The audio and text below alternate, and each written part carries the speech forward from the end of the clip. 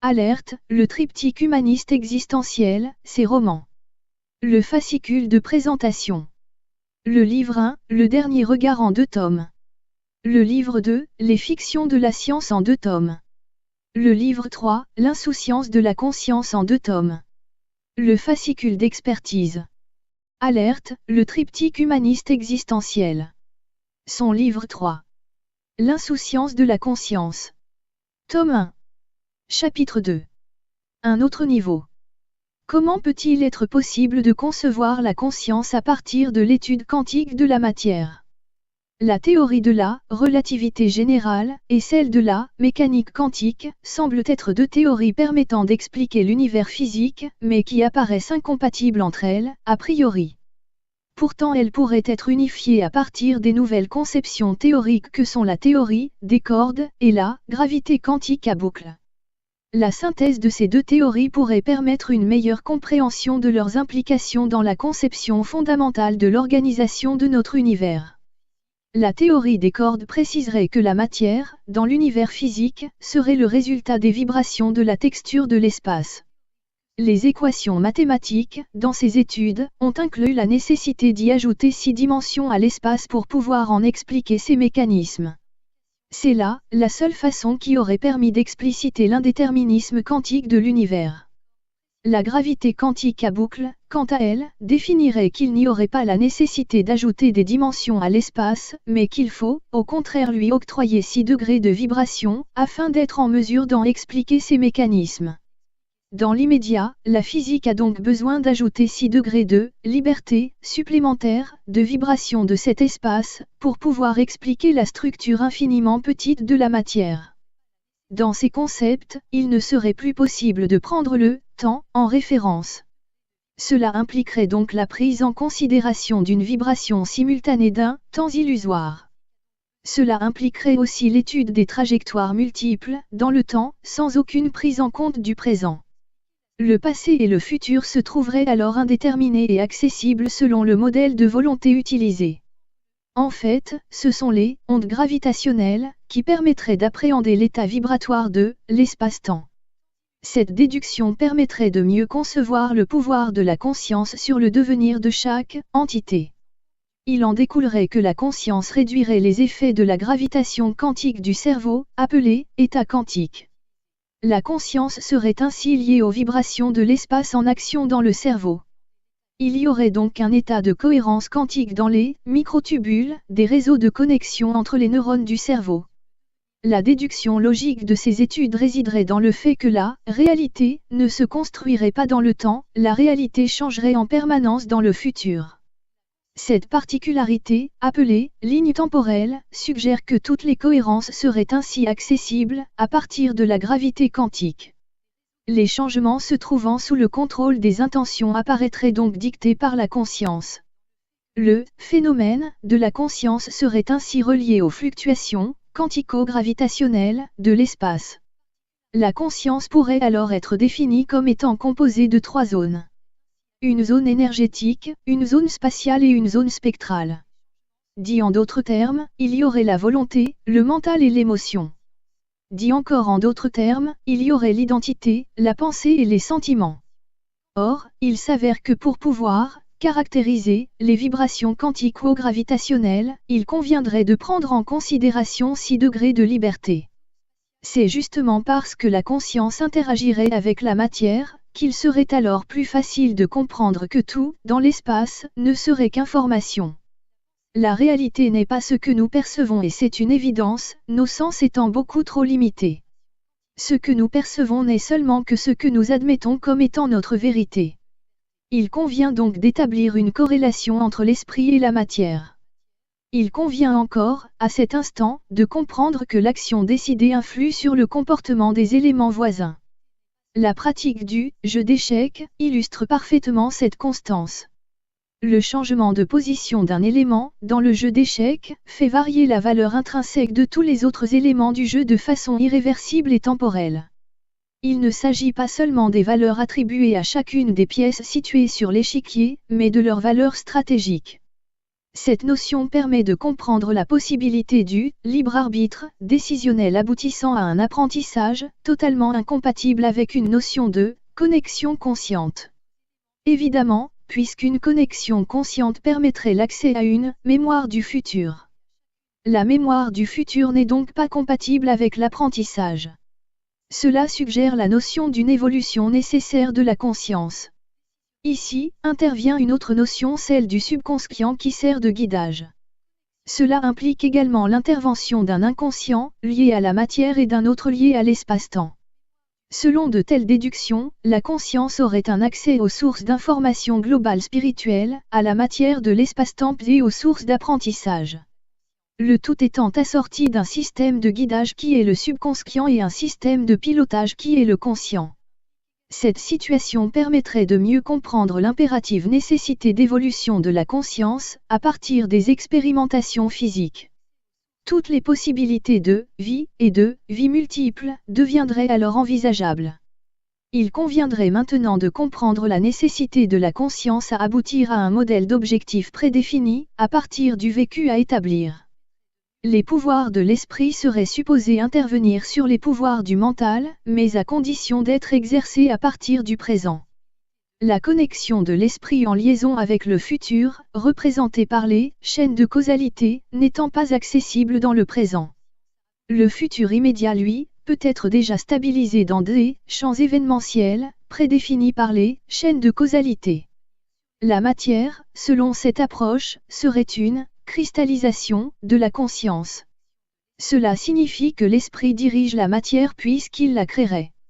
La temporalité permettrait ensuite l'action du libre arbitre. Les algorithmes actuellement réalisés à partir des équations mathématiques pourraient permettre l'accès à des niveaux de connaissance sur les incidences esprit-matière incommensurables.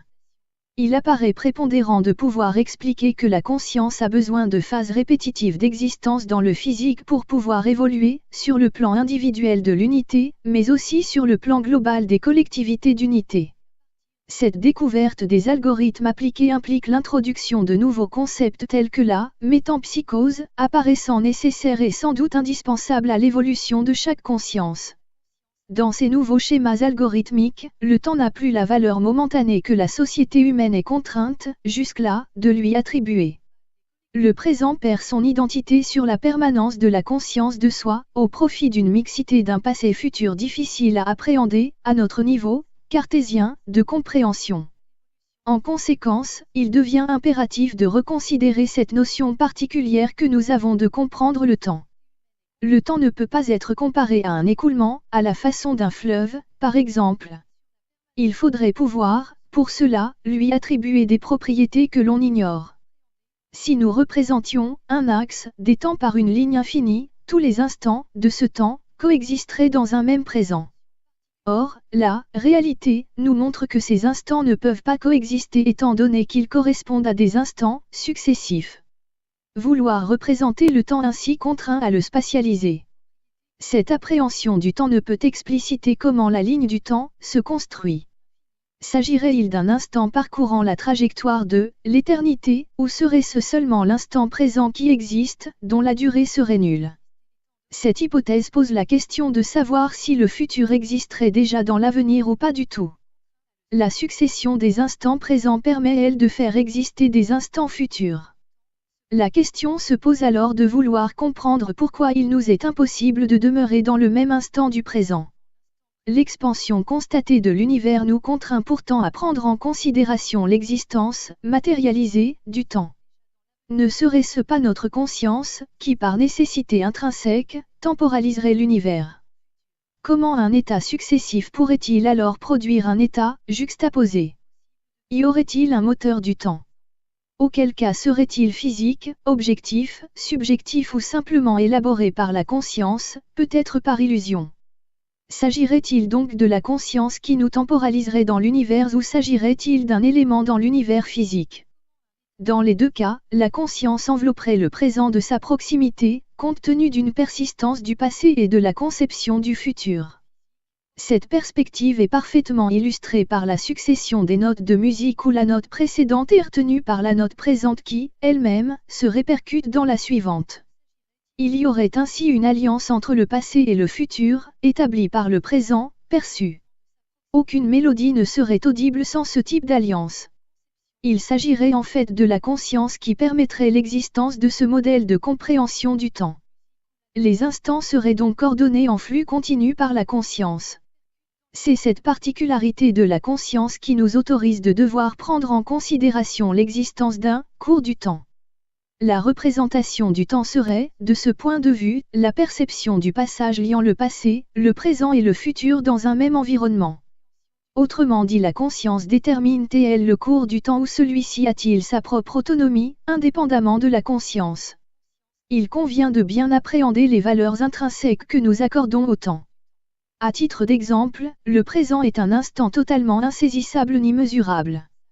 Il est représenté par une durée incalculable puisqu'il est immédiatement dans le passé d'une part et dans le futur d'autre part.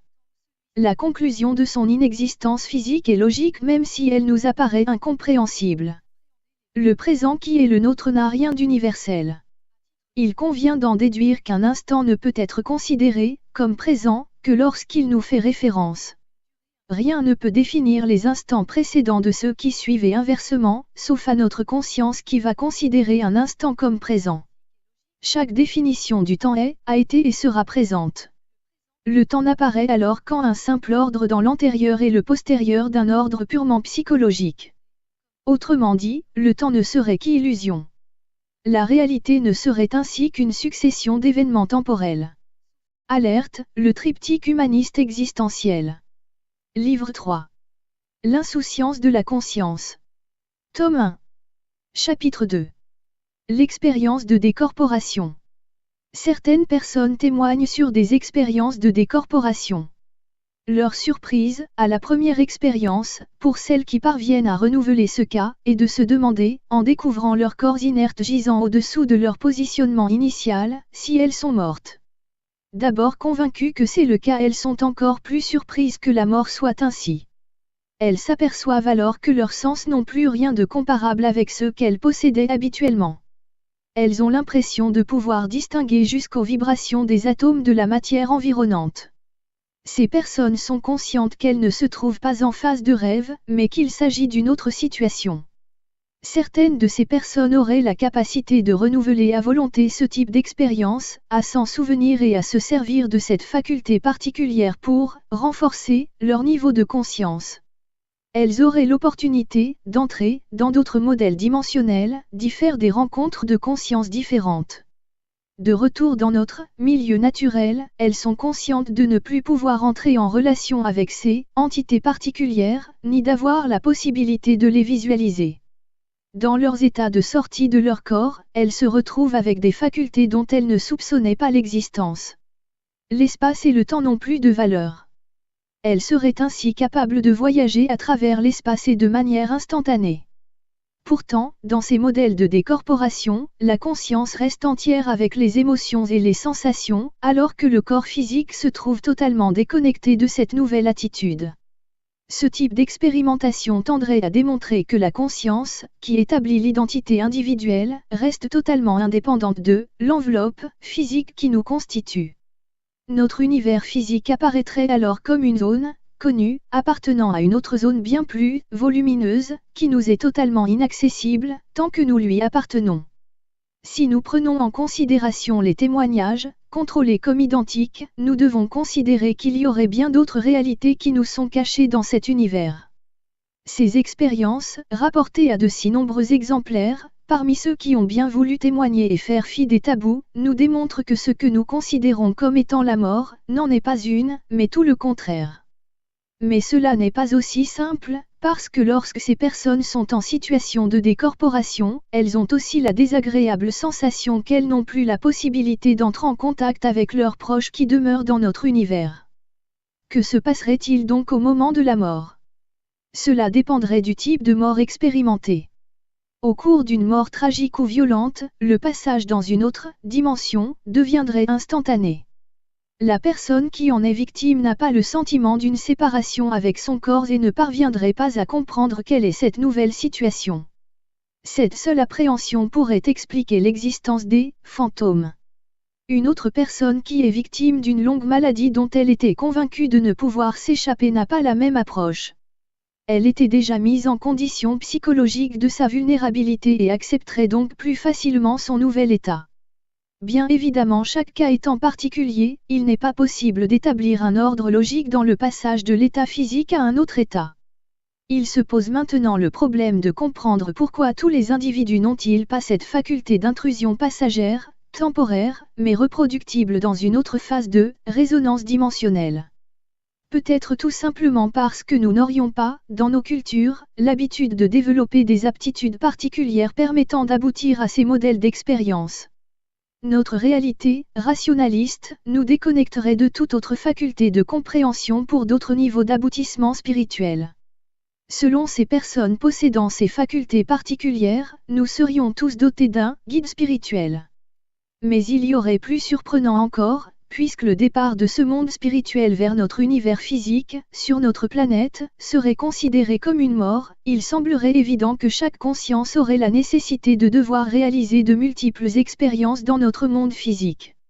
Le passage dans d'autres dimensions, réalisable par quelques individus, leur permettrait de voyager partout dans notre univers physique, mais aussi dans d'autres modèles vibratoires. Pour ces personnes, aux facultés particulières, il apparaît inconcevable que les terriens puissent encore se considérer les uniques modèles vivants au sein de l'univers. C'est tout simplement la démonstration d'un orgueil inconséquent. Aussi improbable que cela puisse paraître, les voyages dans des espaces, à plusieurs dimensions, tels que disent les vivre ces personnes dotées de sens particuliers, donneraient accès à la rencontre des extraterrestres dont on soupçonne la présence sur notre planète.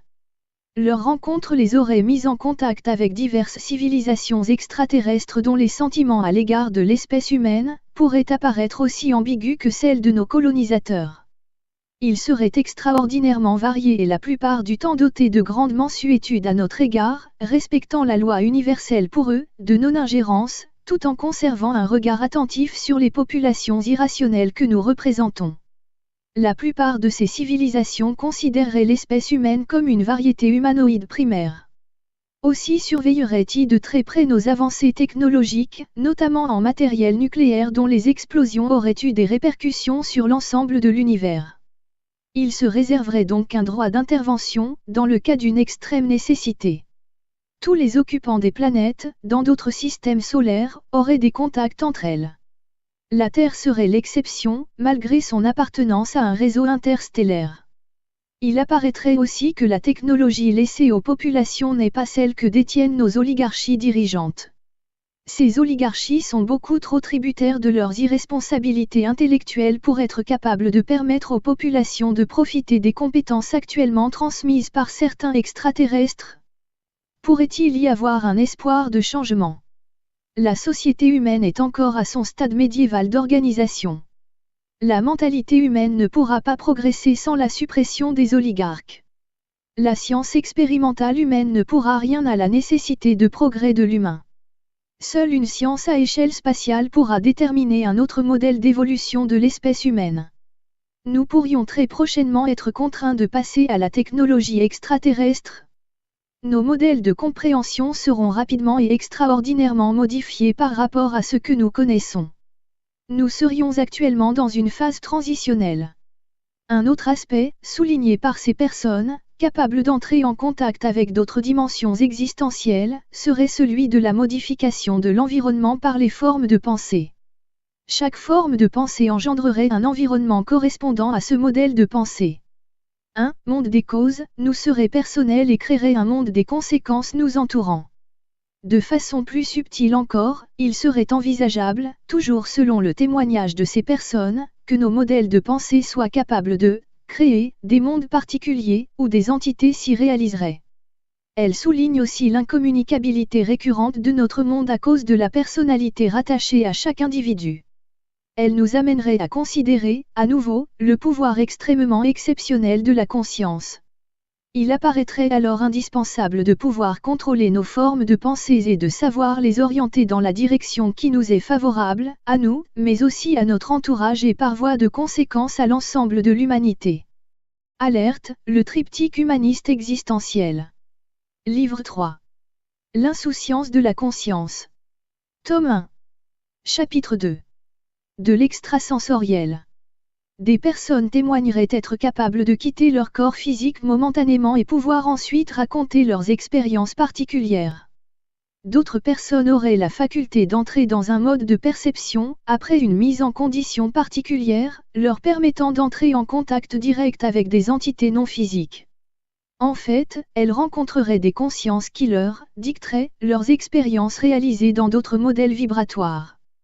Selon ces témoignages, chaque conscience aurait vécu plusieurs autres existences. Des ponts psychologiques seraient réalisés entre les diverses zones de conscience. La nature profonde d'une personnalité dépendrait des différents éléments de sa conscience. L'énergie de cette personnalité ne pourrait se focaliser sur la matière physique. La différence entre vérités et réalités résiderait dans les formes diverses de vérité, mais aussi pour d'autres réalités. Des méthodes essentielles de communication seraient utilisées par la conscience, selon son propre niveau évolutif. Il y aurait des consciences multidimensionnelles. Le savoir intime de la conscience réside dans le cumul des informations. Ce cumul permettrait d'aboutir à une valorisation de la conscience, par son appartenance et à ses connexions au réseau des autres consciences. La personnalité serait donc, elle aussi, ainsi multidimensionnelle.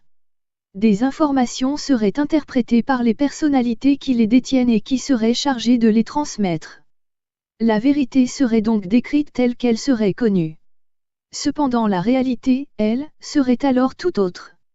Il n'existerait qu'une réalité, à l'instar des vérités qui sont aussi multiples que ses auteurs. La matière et le temps seraient sans incidence sur la conscience. La conscience serait le potentiel de chaque personnalité.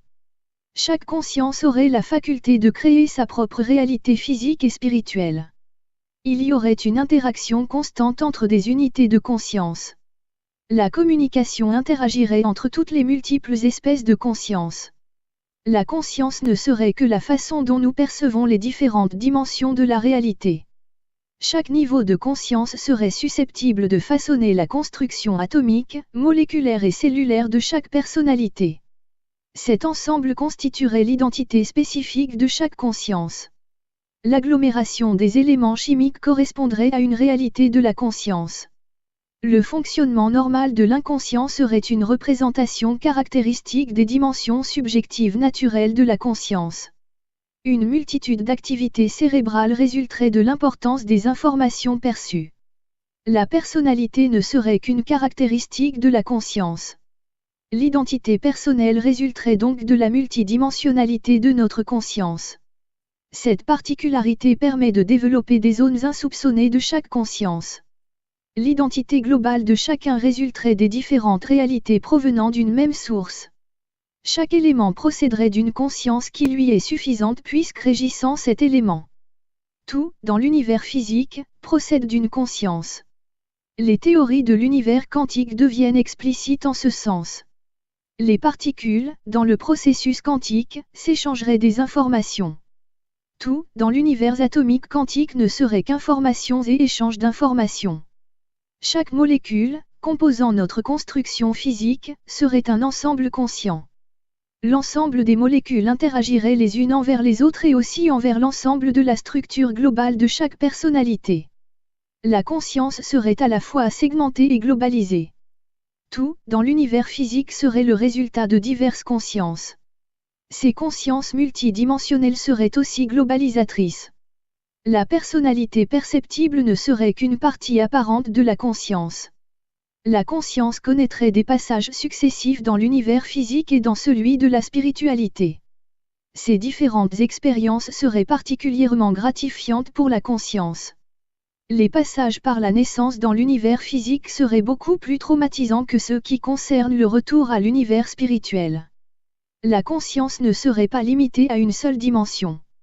Des passages d'un univers à l'autre seraient indispensables avant de pouvoir obtenir un niveau particulier de la conscience. Il serait nécessaire de pouvoir comprendre que la réalité ne peut être que créée par la conscience. L'espace qui entoure l'univers spirituel serait évidemment bien différent de celui de l'univers physique. Il correspondrait à un degré de développement engendré par la conscience globale. Il s'agirait de schémas mentaux qui seraient à la base de l'environnement dans notre univers. La cohérence apparente que nous connaissons dans notre univers physique serait complètement incohérente dans l'univers spirituel. La permanence et la stabilité matérielle ne dépendraient pas des formes, mais des intentions d'accomplissement d'une identité. Il existerait différents systèmes de réalité pouvant être adoptés selon le niveau de conscience atteint et des intentions d'action.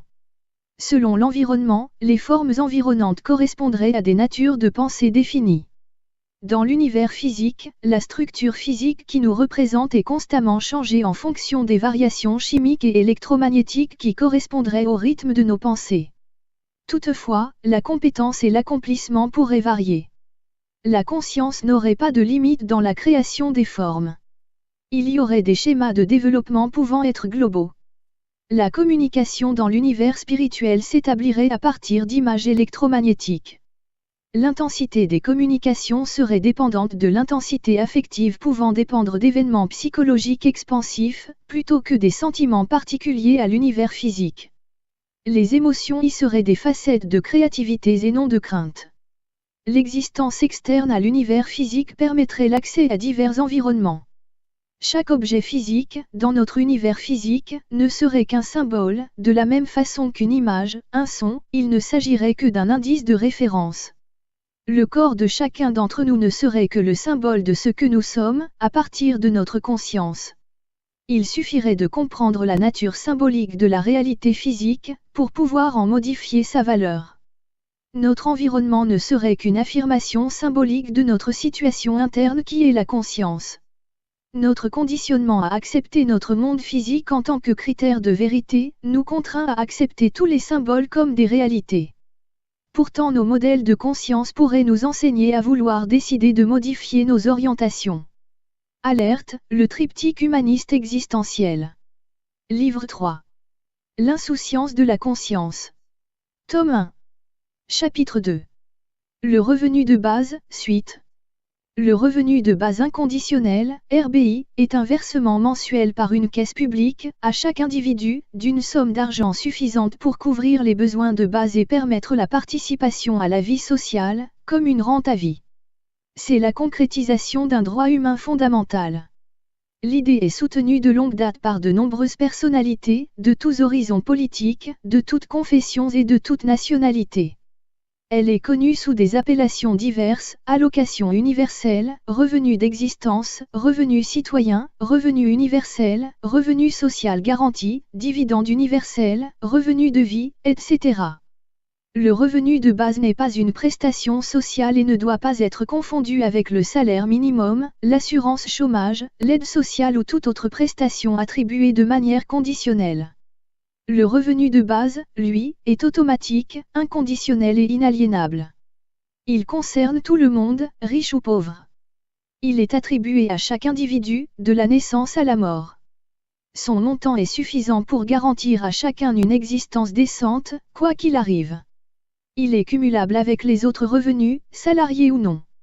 Le revenu de base est donc versé aux individus et non aux foyers, ménages.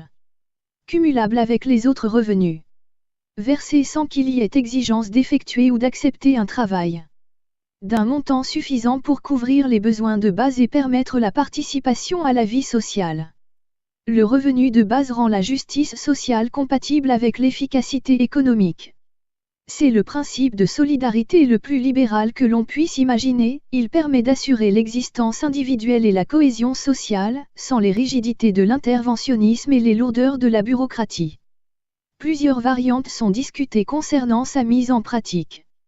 Le revenu de base ne se situe pas d'un côté de l'échiquier politique, il trouve des soutiens et rencontre des réserves d'un côté comme de l'autre des frontières politiques traditionnelles. Découpler activité professionnelle et revenus, une nécessité. Ni l'emploi salarié, ni les revenus du capital, ni les prestations sociales actuelles ne peuvent prétendre désormais garantir le droit à l'existence de chacun tel que défini à l'article 25 de la Déclaration universelle des droits de l'homme. De par son inconditionnalité, le revenu de base brise la chaîne qui fait dépendre la couverture des besoins vitaux de l'accomplissement d'un travail rémunéré. Ce découplage partiel entre emploi et revenu est nécessaire en raison de la disparition des emplois stables traditionnels. Le chômage et la précarité sont en majeure partie la conséquence d'une dynamique de rationalisation et d'automatisation qui rend l'objectif du retour au plein emploi caduc, du moins sous les conditions que nous avons connues durant 50 ans après la Seconde Guerre mondiale. La flexibilité de l'organisation des entreprises modernes entraîne actuellement une instabilité croissante de l'emploi rémunéré. En Suisse, en raison de la très forte compétitivité du pays, le taux de chômage reste relativement bas et l'importance des emplois précaires pour l'instant limitée. Néanmoins, il serait illusoire de considérer la Suisse comme une île coupée du reste du monde. Dans ces conditions, qui travaillera encore? Dans la grande majorité des cas, la jouissance du revenu de base n'incitera pas les gens à quitter leur emploi, notamment parce que son montant ne suffira pas à couvrir tous leurs désirs de consommation. Rappelons que le montant du RBI envisagé est de francs suisses 2500 par mois seulement. Le salaire minimum réclamé par les syndicats est de francs suisses 4000, le salaire médian est de francs suisses 6000. D'autre part, de nombreux travaux utiles et nécessaires contribuent à la production de richesses, mais ne sont pas rémunérés, familles, bénévolat, associations, etc. Loin d'être un encouragement à la paresse, le revenu de base permettra à chacun, dans la mesure de ses capacités et de son désir, de s'engager de manière sereine, libre et responsable, dans des travaux essentiels pour l'intérêt général que les emplois traditionnels n'ont pas vocation à assumer. Le travail est toujours d'actualité et sa tâche est immense. Il est plus que jamais nécessaire que chacun puisse travailler, d'abord à prendre soin de lui-même, de ses parents, de ses enfants et de ses proches, travailler ensuite pour contribuer au bien commun accessible à tous, connaissances, art, culture, logiciels, etc., travailler enfin à inventer et à mettre en œuvre à toutes les échelles les moyens qui permettront de léguer une planète vivable aux générations futures. Le revenu de base change aussi la donne pour les personnes aujourd'hui bénéficiaires de prestations sociales soumises à conditions de ressources ou de rente d'invalidité. Le revenu de base est en effet cumulable avec la rémunération du travail qui garde ainsi toute son attractivité financière. Le retour à une activité lucrative n'est plus pénalisé par le risque de perdre une prestation sociale quelconque. Pour quel salaire? Le revenu de base change le caractère du marché du travail. Pour la première fois dans l'histoire économique et sociale, le salaire direct versé par l'employeur n'a plus besoin de couvrir les besoins élémentaires de l'existence, puisque ce besoin est désormais couvert par le revenu de base. Pour la même raison, en dotant le demandeur d'emploi d'une assise matérielle suffisante, le revenu de base lui rend sa liberté contractuelle et donne enfin au marché du travail le caractère d'un vrai marché. C'est avant tout dans la zone des bas salaires, lors de la négociation, que le revenu de base renforce la position de demandeur d'emploi ayant désormais la possibilité de refuser une offre qu'il juge insuffisante, ce qui entraînera une revalorisation de ses emplois.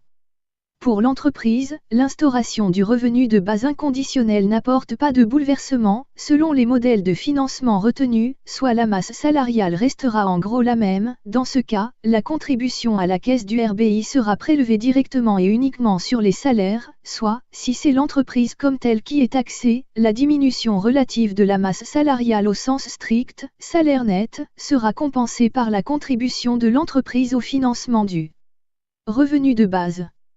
Mais, quel que soit le cas de figure, le montant du revenu total du salarié ne changera pas, sauf dans le cas indiqué plus haut.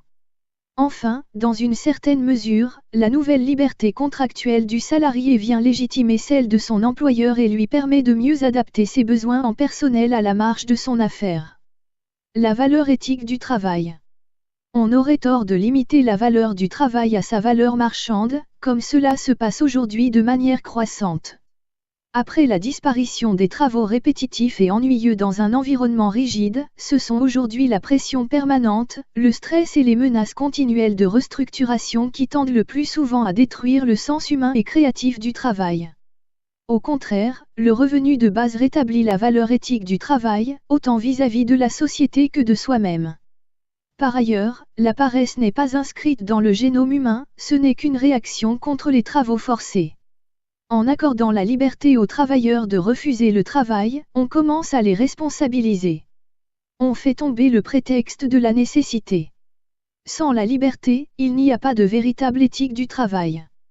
Un droit fondamental. Le revenu de base n'est pas une assistance, il correspond à un droit humain. C'est pour cela qu'il est donné à tout le monde, indépendamment des besoins particuliers de chaque individu. Contrairement à l'aide sociale actuelle, le revenu de base n'est pas stigmatisant puisqu'il est pour tous. Il reconnaît la valeur de la participation sociale de chacun et permet de s'affranchir de l'idée du travail rémunéré comme norme qui a pour conséquence que ceux qui sont privés d'un emploi ont moins de valeur que les autres. Le revenu de base supprime donc cette pression qui pèse à la fois sur les chômeurs, les assistés et surtout ceux qui pourraient un jour le devenir. Financement. Mis à part ces effets dynamiques, qui sont difficiles à estimer, du point de vue économique, le revenu de base inconditionnel est un jeu à somme nulle, la valeur ajoutée du pays ne change pas d'un seul franc, mais sa répartition se modifie considérablement. Désormais une partie de la richesse créée va à l'ensemble de la population résidente sous forme de RBI, avant toute répartition entre salaires et rémunération du capital investi. La question qui reste alors à débattre concerne le canal par lequel on réalise l'opération. Dans la majorité des cas, le revenu de base ne s'ajoute pas au revenu total, mais en devient la composante qui sécurise la part de revenu couvrant le besoin vital. Cela signifie qu'au lieu de recevoir tout son revenu de l'activité lucrative, ou de prestations sociales, on reçoit d'une part le revenu de base et d'autre part, les autres revenus en complément. Une autre manière de se représenter ce mécanisme, la partie du revenu du salarié couvrant le besoin vital est versée au travers de la caisse du revenu de base, à laquelle cotise l'employeur. Si nous prenons par exemple comme base de calcul un RBI de francs suisses 2500 par mois pour un adulte et de francs suisses 625, un quart, par mois pour un mineur, la masse financière totale se monte à quelque 208 milliards par année, soit environ un tiers du produit intérieur brut, richesse créée en un année dans le pays, en 2011 environ 600 milliards de francs suisses. Mais comme nous allons le voir ci-après, seule une petite partie de cette somme est à trouver, car la plus grande partie est simplement réaffectée au financement du RBI sans que cela ne change les dépenses de l'État. 3 sources de financement sont à distinguer, les deux premières ne représentant qu'un transfert de charges, la dernière, restant à trouver. La première source de financement est le transfert de la part des coûts des assurances et prestations sociales, allocations et autres subventions actuelles que le RBI rendra inutiles. Selon les approches, le montant de ce transfert se situe aux alentours de 62 milliards. La deuxième source de financement, que l'on évalue à quelque 128 milliards, est le transfert de la part des revenus du travail que le RBI remplace. Ce montant sera financé par les entreprises et correspondra grosso modo à la part de salaire qu'elles n'auront plus à verser aux travailleurs qui la toucheront désormais sous la forme du RBI. Enfin, la troisième source de financement correspond à la différence entre le coût total du RBI et le financement déjà disponible, le total des transferts cités plus haut, soit 208 milliards moins 62 milliards moins 128 milliards égale 18 milliards. Cette somme correspond approximativement à l'effort réel du RBI, c'est-à-dire l'augmentation réelle de revenus pour une partie de la population. L'équation de base étant ainsi posée de façon quelque peu simplifiée, il faut bien se rendre compte que les différents canaux de financement sont interdépendants. Quel que soit le mécanisme concret retenu, le financement reposera sur un nouveau principe de répartition de la valeur créée par l'activité économique. Cette valeur ne sera plus répartie en deux, mais en 3 parts, celle des salaires, celle des profits et celle du RBI. Revenu de base inconditionnel. En effet, comme le relève aussi le professeur émérite Peter Ulrich, fondateur de l'Institut d'éthique économique de l'Université de Saint-Gall, dans l'introduction de notre livre sur le financement, le revenu de base n'est pas une nouvelle méthode de redistribution a posteriori du revenu, mais un nouveau paradigme de sa répartition primaire. Cela signifie que le prélèvement du PIB nécessaire au financement du revenu de base se fait, à la source, là où sont générés les profits et la masse salariale. Différentes propositions de modèles de financement existent à ce jour. Elles diffèrent en substance sur la méthode de prélèvement de la part de la création de valeur nécessaire et sur le financement du solde, les deux pouvant être couverts en bloc par une seule et même méthode de prélèvement suivant le modèle. On peut se référer à titre d'exemple au modèle présenté dans notre livre édité en 2010, le financement d'un RBI inconditionnel. 3 solutions sont proposées, la compensation salariale, prélèvement direct sur salaire, la TVA seule, qui risque d'être partiellement reportée sur les prix, et enfin la TVA accompagnée d'une refonte de l'impôt fédéral direct, IFD, pour corriger la dégressivité de l'impôt indirect à l'égard des revenus. Une quatrième piste serait de prélever la part revenant au RBI directement sur la valeur ajoutée nette, VAN, des entreprises, c'est-à-dire après amortissement des investissements, règlement de la TVA et des éventuelles taxes à l'importation. Dans ce cas, il n'y a pas de conséquences sur les prix. Le plus probable sera une solution mixte entre ces différentes possibilités. En résumé, quel que soit le cas de figure, ce n'est pas le volume total du RBI qui est à financer, car pour l'essentiel il s'agit du même argent dépensé autrement. Pour une majorité des salariés, le revenu total ne change pas de manière significative, il se compose désormais d'un salaire direct et du RBI. Seules les personnes dont le revenu total augmente en raison du RBI, qui exercent des activités peu ou non lucratives, ainsi que les familles, occasionneront des coûts supplémentaires. On peut situer ces derniers aux environs de 30 milliards par année. Pour les entreprises enfin, les coûts d'exploitation devraient être sensiblement les mêmes. Trop d'État. Selon la solution retenue, le financement du revenu de base peut soit passer par un prélèvement obligatoire sur la création de valeurs économiques, soit s'appuyer sur la fiscalité directe ou indirecte. Mais quoi qu'il en soit, il faut distinguer le financement du revenu de base de celui de l'action de l'État en général. Même si l'on a recours à l'impôt, dans le cas du revenu de base, la ponction fiscale ne bénéficie en aucune manière à l'administration publique ou à une quelconque politique interventionniste. C'est de l'argent qui va de l'économie privée à l'économie privée via la satisfaction des besoins vitaux de la population, l'État n'y joue qu'un rôle fiduciaire, tandis que la liberté individuelle, telle qu'elle s'exerce aussi dans le cadre de l'économie de marché, reste intacte. Au contraire, en étendant la liberté contractuelle aux travailleurs sur un marché du travail enfin digne de son nom, le revenu de base va clairement dans le sens de la liberté individuelle. D'autre part, le revenu de base permettra certainement de réduire le poids et le coût de la bureaucratie sociale tout en restituant au travail social toute sa dimension de soutien et d'accompagnement. Enfin, considéré d'un point de vue politique, en réduisant l'influence de l'État sur la vie privée du citoyen, surtout quand il est de conditions modestes, le revenu de base contribuera à développer la démocratie et la liberté individuelle. Alerte, le triptyque humaniste existentiel. Livre 3. L'insouciance de la conscience. Tome 1. Chapitre 2. La conscience crée la forme. Différents systèmes de réalité seraient accessibles dans l'univers spirituel. Ils côtoieraient également l'univers physique sans qu'il soit perceptible aux individus qui s'y trouvent. Il n'y aurait pourtant pas de séparation entre les systèmes. Seulement des différences de capacité entre chaque personnalité empêchant de les percevoir. Le modèle de perception dans l'univers spirituel serait instantané et complet. Le passé, le présent et le futur y seraient immédiatement accessibles. Une conscience pourrait, en raison de cette particularité, être évaluée dans la totalité de ses expériences et de ses sentiments. Les expérimentations, dans l'univers spirituel, n'apparaîtraient pas compréhensibles selon les critères d'existence dans l'univers physique. Il s'agirait d'intégrité psychologique existentielle non comparable, où tout l'acquis se confondrait avec l'ensemble. Cependant, les caractéristiques seraient inhérentes à chaque personnalité ainsi qu'à une conscience globale. Pourtant, dans notre environnement physique, les éléments qui nous entourent peuvent aussi changer de valeur sans que nous en comprenions les raisons. Cela dépendrait de l'impact psychologique engendré par cet environnement. L'état modifié des structures de notre environnement influencerait notre perception, mais aussi notre psychisme. Il s'avérerait que des structures psychologiques ont pu évoluer dans des schémas ne correspondant à aucune structure de l'univers physique.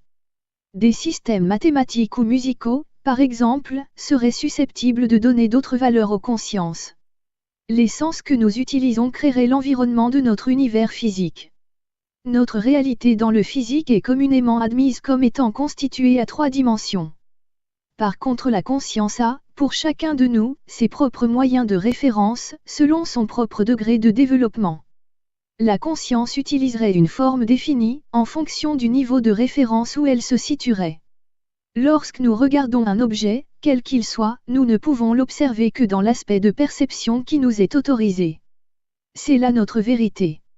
La réalité des objets qui nous entourent est tout autre. Les particules, les molécules et les cellules qui composent ces objets ne nous sont pas perceptibles. La conscience, dans l'univers spirituel, lui permettrait de se mouvoir à travers cet univers exclusivement constitué de structures électromagnétiques. Chaque structure correspondrait à un ordre. Les séquences temporelles réalisées ne seraient pas équivalentes. Les structures psychologiques de l'univers physique n'ont pas d'équivalence dans l'univers non structuré de l'univers spirituel. Les réalités de cet univers spirituel seraient multidimensionnelles. Par exemple, l'aspect d'un arbre est différent, dans sa conception, selon qu'il est vu par un humain, un oiseau, un microbe, un insecte, un virus, en vérité chaque espèce a l'environnement qui lui correspond. Les capacités multidimensionnelles peuvent ainsi s'exercer dans d'autres états de la conscience. Chaque état de conscience aurait sa propre structure psychologique. Nos environnements seraient issus de schémas perceptifs qui seraient déterminés par chaque structure psychologique. Notre regard sur l'univers physique correspond à ce que nos sens, agrémentés des différents outils créés et mis à notre disponibilité, ou tout autre moyen de déduction, nous font entrevoir à un certain niveau de perception qui correspond à notre réalité. Notre attention est seulement focalisée par ce niveau de perception. Pourtant, de nombreuses autres réalités nous côtoieraient, en permanence, sans que nous puissions en avoir la perception. Elles pourraient être évaluées, le cas échéant, à partir des perceptions extrasensorielles. La communication, la perception et l'environnement sont intrinsèquement liés. Chaque conscience serait le résultat des personnalités adoptées dans les différentes expériences et des différentes existences précédentes. Toutefois, les divisions temporelles de l'univers physique ne se rencontreraient pas dans l'univers spirituel. De cette façon, différentes connexions dans le passé seraient elles réalistes. Le niveau des connaissances deviendrait ainsi exponentiel.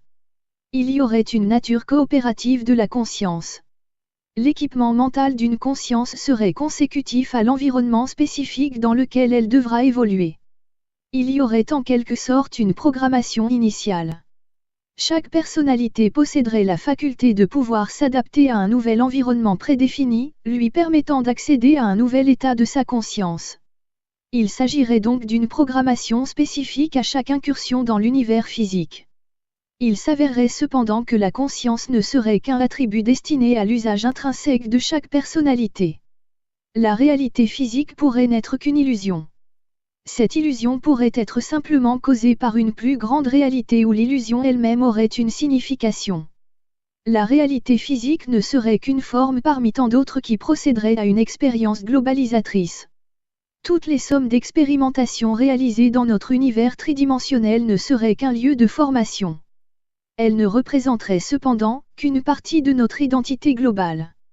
S'il s'avère que l'esprit est susceptible d'agir sur la matière, il pourrait aussi la créer et la former. Chaque pensée et chaque émotion seraient susceptibles de créer une réaction électromagnétique ou un élément, propre à chaque influence. Leur intensité pourrait déterminer chaque matérialisation des formes perçues. Aucune forme ne peut être permanente. Elle ne constituerait ainsi qu'une illusion. Cela viendrait du fait que toute conscience serait en état permanent de changement. La conscience aurait une mobilité. Elle pourrait aussi se situer à plusieurs endroits dans un même instant. Les environnements qui nous entourent ne seraient que des créations mentales de la conscience.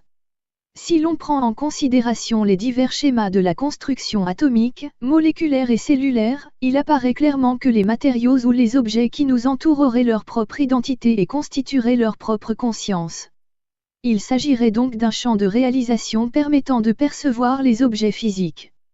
Lorsque nous observons un objet, nous prenons en considération les caractéristiques qui nous conviennent et nous ignorerions ses composants constitutifs. Notre corps, par exemple, est en reconstruction permanente.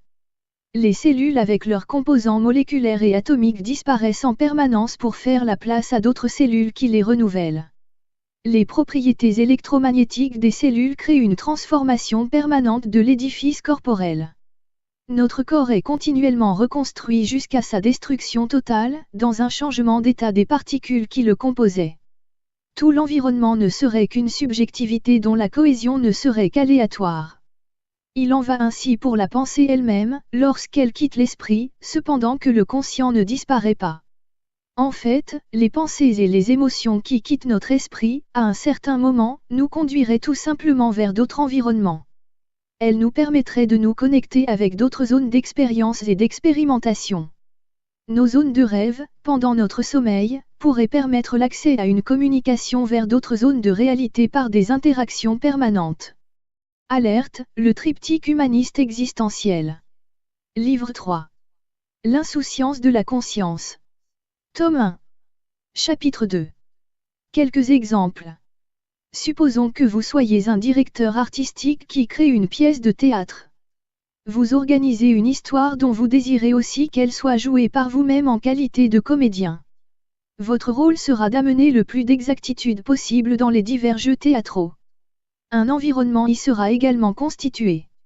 Ce même directeur comédien, que vous êtes, peut aussi jouer plusieurs rôles dans une même pièce théâtrale. Supposons maintenant qu'un même metteur en scène comédien décide de jouer plusieurs rôles simultanément à différentes époques, avec des décors à chaque fois adaptés. Ces pièces théâtrales seraient créées par la même personne. Ces scènes diverses, qui ont été créées et qui ont été jouées, constitueraient aussi un environnement. Cet environnement entourerait ainsi une personnalité globale. Or, si vous assistez à une pièce qui est jouée dans une époque considérée, celle où vous vous trouvez actuellement par exemple, vous ne pouvez pas avoir la notion des pièces qui sont vécues ailleurs, dans le même laps de temps. C'est comme si l'on demandait à un musicien de jouer plusieurs partitions dédiées à plusieurs instruments, en simultané avec un même instrument. C'est tout simplement parce que notre réalité multidimensionnelle ne nous est pas compréhensible. Il nous apparaît donc invraisemblable de pouvoir vivre plusieurs existences dans un même laps de temps et encore moins de pouvoir les vivre dans diverses zones existentielles divergentes de notre environnement actuel. Il nous apparaît ainsi que le temps, tel que nous le concevons, ne serait pas une suite d'instants précis. Il s'agirait simplement de conventions communément admises. Nous serions limités par notre corps physique, notre temps, notre espace et notre perception. Notre conception des instants, qui se succèdent à partir d'un début vers une fin, ne serait, là aussi, qu'un leurre et non une réalité. La personnalité multidimensionnelle permettrait de créer les conditions permettant de fonctionner. Le savoir et la connaissance résulteraient de cette situation. Chaque acteur, que nous sommes, est apte à comprendre son rôle et la nature de la pièce jouée. Chaque existence tridimensionnelle permettrait à chaque personnalité, ainsi multidimensionnelle, d'apporter sa contribution dans l'élaboration de l'ensemble. La compréhension de cette existence multidimensionnelle permet une élaboration plus complète du rôle devant être réalisé. En d'autres termes, plus nous permettons à notre personnalité multidimensionnelle d'interférer et plus nous pouvons devenir créatifs et intuitifs sur nos projets et leur réalisation. Il y aurait ainsi une dimension, multidimensionnelle, de la conscience dans d'autres réalités. La conscience chercherait à se matérialiser dans les dimensions exponentielles de la réalité. Cela permettrait à divers aspects de la conscience de pouvoir se réaliser. La personnalité serait une énergie spirituelle et individuelle matérialisée par la conscience. La conscience n'est pas inerte, elle a constamment besoin de créer, de comprendre et d'accomplir afin de pouvoir concevoir la personnalité multidimensionnelle dont elle découlera. L'existence tridimensionnelle apparaît comme le passage obligé, pour ce qui nous concerne. La combinaison des ensembles permettrait d'obtenir de nouveaux systèmes de réalité. Il s'agirait là, d'une prise de responsabilité nécessaire à toute conscience individuelle. La réalité physique ne devrait alors être considérée que comme un camouflage. Tous les aspects de l'univers physique ne seraient que des camouflages et des réseaux psychiques imbriqués. Chaque élément serait ainsi composé de particules de conscience. Chaque atome, chaque molécule et chaque cellule posséderait sa propre conscience. Il en va ainsi pour toutes les compositions physiques. Il existerait cependant des méthodes de perception permettant d'accéder au-delà des décors des camouflages. Nos sens physiques feraient eux aussi partie intégrante des camouflages. Il est évidemment très difficile d'échapper au piège du camouflage, lorsqu'on est soi-même camouflé. Il convient, pour cela, de détourner son attention, même temporairement, en faisant abstraction des sens physiques pour pouvoir accéder à d'autres niveaux de vision. Il est extrêmement déroutant de chercher à se rappeler de certains de nos rêves, lorsqu'ils nous sont encore accessibles. Leurs réalités sont très déconcertantes, si nous essayons de leur trouver une valeur compréhensible à notre environnement physique. Il se pourrait que la conscience possède des attributs de communication que la personnalité ne parviendrait pas à comprendre. Prenons l'exemple d'une personne qui ne posséderait aucun de nos 5 sens que sont la vision, le toucher, l'odorat, le goût et l'ouïe. Supposons qu'à un instant précis, tous ces sens lui soient accessibles, quelle serait alors sa compréhension d'un tel environnement par rapport à celui qu'elle s'était imaginé auparavant? Où pourrait-elle donc situer son véritable environnement? Nous avons appris à fonctionner avec notre environnement dès notre naissance. Supposons que nous ayons d'autres sens, dont nous n'avons pas connaissance et que nous soyons soudainement capables de les utiliser. Notre compréhension de notre environnement serait évidemment très différente de celle que nous connaissons. De nouvelles dimensions de la conscience seraient sans doute susceptibles de nous apparaître. Si nous acceptions l'idée d'une pluralité des existences, il conviendrait de prendre en considération qu'au-delà de notre aspect physique et de notre personnalité, il puisse exister une valeur de conscience immatérielle. Elle serait tout simplement la consécration de nos acquis. Tout, à partir de l'acceptation de la conscience, permet d'accéder vers d'autres domaines de la personnalité multidimensionnelle de chacun d'entre nous. Nous posséderions de nombreux vecteurs d'information. Les sentiments et les pensées seraient ainsi véhiculés par différents moyens. Il y a toute une symbolique qui est utilisée pour que nous puissions transmettre des émotions. Il se trouve que les objets feraient aussi partie de la panoplie des symboles utilisés. Ils serviraient simplement à transmettre des informations. La véritable information ne se trouverait pas plus dans les objets ou les symboles qui servent à écrire. Leur entourage permettrait seulement d'améliorer la communication. La véritable nature des objets physiques qui nous entourent n'est pas celle qui nous est proposée. En conséquence, la matière physique ne peut être comprise que si l'on parvient à faire abstraction de son apparence. Il conviendrait de comprendre quelles sont les capacités de création de chacun, pour pouvoir comprendre que les objets physiques qui sont côtoyés résulteraient de la création d'un ensemble de volontés. La matière devrait être considérée comme un moyen supplémentaire et complémentaire de la communication. Il nous est très facile de comprendre que nous communiquons à l'aide des mots. Il est plus difficile de comprendre que la personnalité individuelle puisse être expliquée par son environnement. Chaque élément de l'entourage physique véhiculerait de l'information. Selon ce principe énoncé, les aspects caractéristiques particuliers de notre environnement physique résulteraient de notre propre existence physique et de la manière dont nous nous focalisons à son égard. Aussi des entités non physiques peuvent parfaitement coexister avec notre proximité. Des consciences, parfaitement indépendantes sembleraient nécessairement partager notre espace sans remarquer la présence de quelconques objets. Leur réalité serait simplement constituée d'une structure de camouflage différente des nôtres. Chacun ignore l'aspect de l'autre. Nous savons que chaque élément présent dans l'univers physique représente une quantité certaine d'énergie. Toutes ces sources d'énergie ont une incidence sur notre réalité physique puisque nous représentons nous aussi une certaine dose d'énergie. Notre santé et notre vitalité dépendent des sources d'énergie qui nous composent et qui nous entourent. Cela est également vrai pour toutes les autres formes de la vie physique. Au niveau de notre planète, le minéral, le végétal et toutes les autres formes animales représentent aussi des zones d'énergie. Nos équations mathématiques nous aident aussi à comprendre ces réalités. Il se pourrait également que des zones de coordination soient plus favorables que d'autres à l'épanouissement des sensibilités de chaque structure physique. Les intensités affectives influeraient sur ces zones de coordination. Les expériences subjectives de chaque conscience seraient automatiquement et immédiatement résumées en unités de champs électromagnétiques. L'identité de chaque personne évolue en permanence et elle est indestructible. C'est ce qui correspond à la personnalité dont la conscience est l'élément principal. Cette identité est multidimensionnelle. C'est l'expérience qui l'a fait évoluer. Il existerait des zones psychiques et psychologiques qui lui apporteraient des informations. La métempsychose serait certainement l'élément essentiel à chaque personnalité pour lui permettre de progresser, à travers divers modèles d'expérience et d'expérimentation. Comme il y a des agglomérations de matière et de cellules, il y aurait aussi des agglomérations de conscience. Chaque conscience, comme pour chaque cellule, aurait ses propres capacités et ses propres compétences. Les sens physiques permettent la compréhension de l'environnement physique. Ils permettent de comprendre les champs d'énergie qui s'appliquent à cet univers. Cependant, il convient de savoir que les principes qui font partie de la réalité physique sont intrinsèquement liés aux lois qui régissent cet univers physique.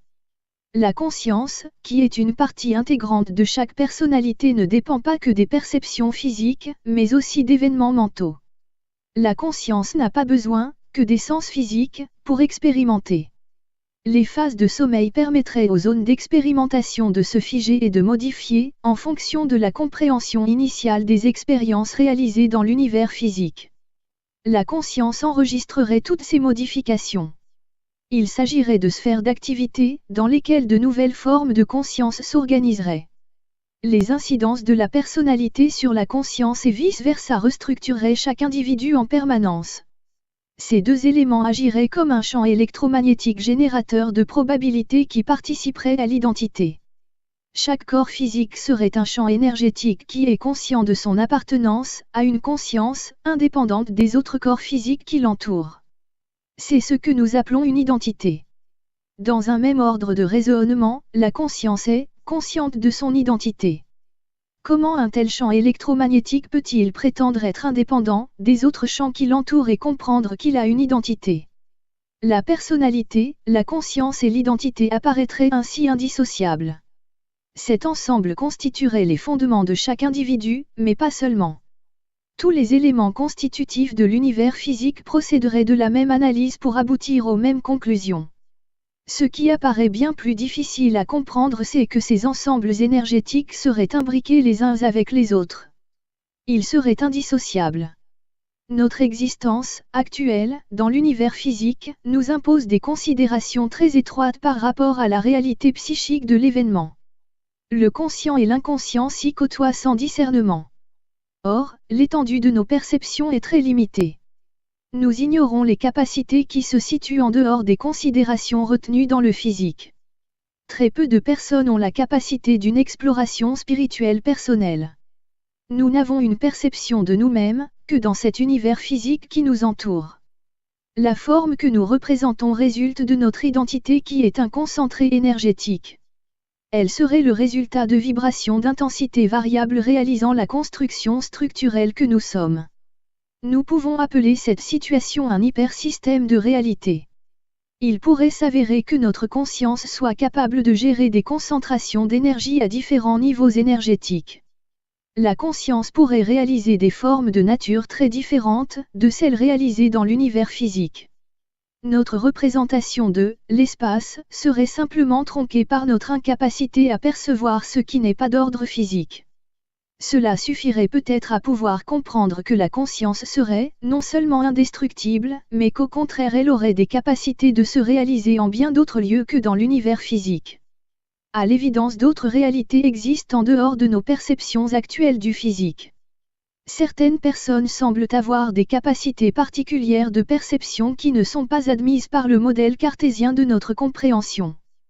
Pour pouvoir admettre cette évidence, il suffirait de nous référer à ce que nous observons auprès d'un ruisseau. Si nous pouvons monter sur une colline toute proche, nous pourrons alors apercevoir que ce ruisseau se jette dans une rivière dont nous ignorons les capacités. Les zones de perception de notre conscience peuvent s'évaluer à des capacités bien supérieures de compréhension qu'à notre seul environnement. Nous pourrions en effet avoir des capacités de perception extrêmement supérieures à celles que nous nous accordons. Il se pourrait que nous soyons impliqués à d'autres niveaux de compréhension sans en avoir une perception directe. Notre attention est beaucoup trop souvent orientée vers notre environnement immédiat. Il se pourrait aussi que notre conscience et peut-être aussi notre identité, ainsi que, pourquoi pas, notre personnalité ait à en pâtir. La multidimensionnalité de cette identité pourrait nous impliquer dans bien d'autres zones de réalité. Notre construction physique ne serait qu'une manifestation particulière, une apparence, de ce que nous pourrions être à partir d'autres réalités, avec d'autres formes.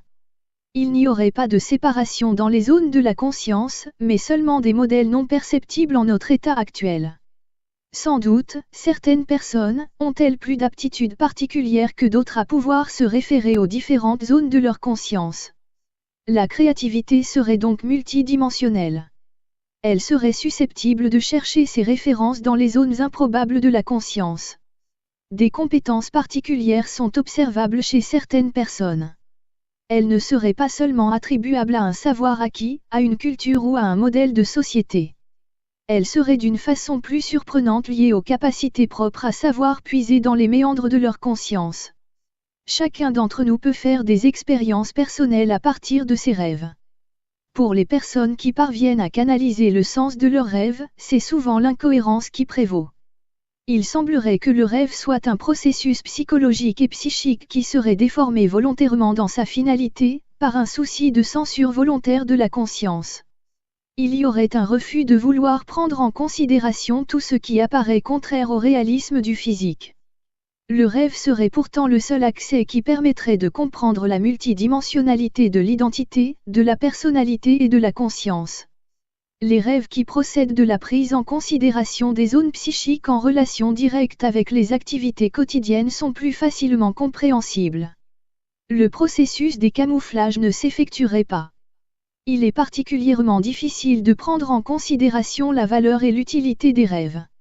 Le retour à l'éveil nous replonge dans le processus logique de la vie physique quotidienne. Le sommeil permettrait donc d'entrer en communication avec les autres zones de notre identité. Des zones du sommeil pourraient permettre de communiquer aussi avec d'autres niveaux de réalité. Des processus mentaux seraient ainsi déclenchés afin d'obtenir des mises à disposition pour les autres parties de notre identité qui seraient situées dans des réalités différentes. Une inversion des processus empêcherait la mise en œuvre de ce que nous considérons comme le libre arbitre. Cette situation paradoxale pourrait correspondre à une impérative nécessité d'un développement programmé. Toutefois, cette implacable vérité n'est évidemment pas valable pour toutes les personnes. Les capacités de chacun sont fonction du niveau spirituel ayant pu être atteint. Les niveaux de la conscience varient obligatoirement d'un individu à l'autre. À chacun ses capacités, dans tous les domaines, y compris ceux du psychisme. La vie, telle que nous la vivions dans l'univers physique, pourrait n'être qu'un stade préparatoire vers plusieurs autres niveaux de la conscience. Les rêves seraient un symbolisme nécessaire aux facultés de la conscience. La spiritualité individuelle serait une composante de l'identité de chaque personnalité, cependant que la conscience en serait indépendante, bien que liée. La naissance, dans l'univers physique serait un état de devenir dont la conscience et la mort feraient partie intégrante du processus. La conscience quitte simplement un amas de cellules en cours de transformation. Précédemment focalisée sur la réalité physique, elle devient spontanément focalisée dans un autre système de réalité. Le passage d'un état physique à un état purement spirituel se ferait d'une manière continue. La conscience ne distinguerait pas de différence entre son état dans le physique de son état dans le spirituel. La transition est généralement immédiate et facile. Toutefois, les rapports avec les entités qui nous accueilleraient seraient d'une nature complètement différente en comparaison avec ceux de l'état physique. C'est une relation par télépathie qui s'instaurerait immédiatement.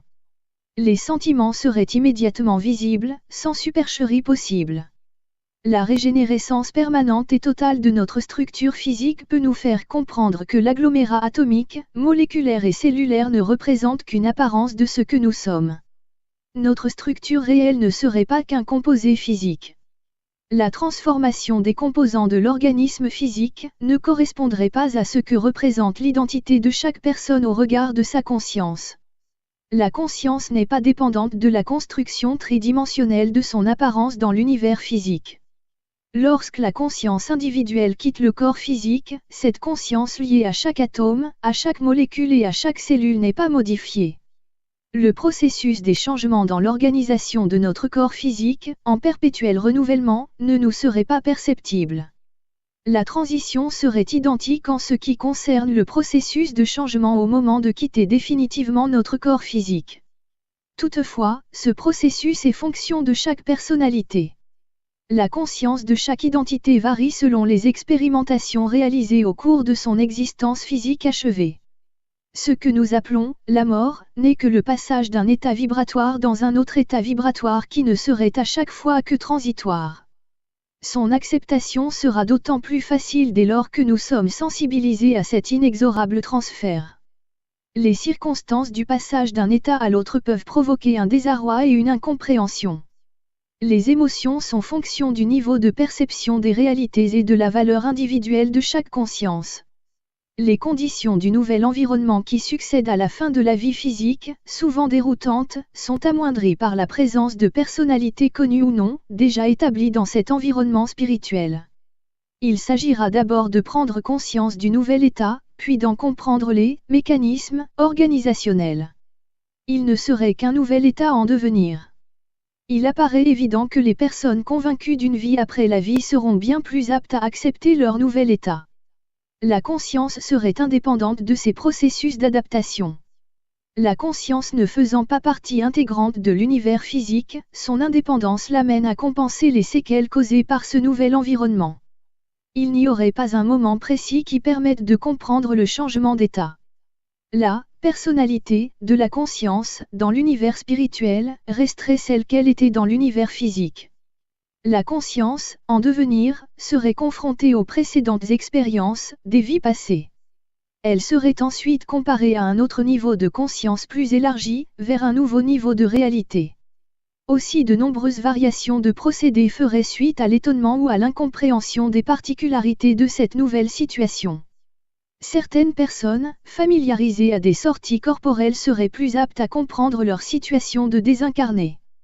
Les personnes, qui, de leur vivant, auraient suivi des consignes religieuses de croyance en un au-delà, apparaîtraient également plus aptes à comprendre leur passage d'un état d'incarnation à celui d'un état purement spirituel. Celles qui étaient convaincues de la non-existence d'un ailleurs auraient beaucoup plus de difficultés à admettre leur nouvel état. Leur transition serait, en outre, extrêmement délicate en raison de leur incapacité temporaire à pouvoir admettre leur récente situation. Il convient de pouvoir concéder que les notions de temps et d'espace, que nous prenons en considération dans l'univers physique, n'auraient plus aucun sens dans l'univers spirituel. Il y aurait aussi des périodes d'auto-examen.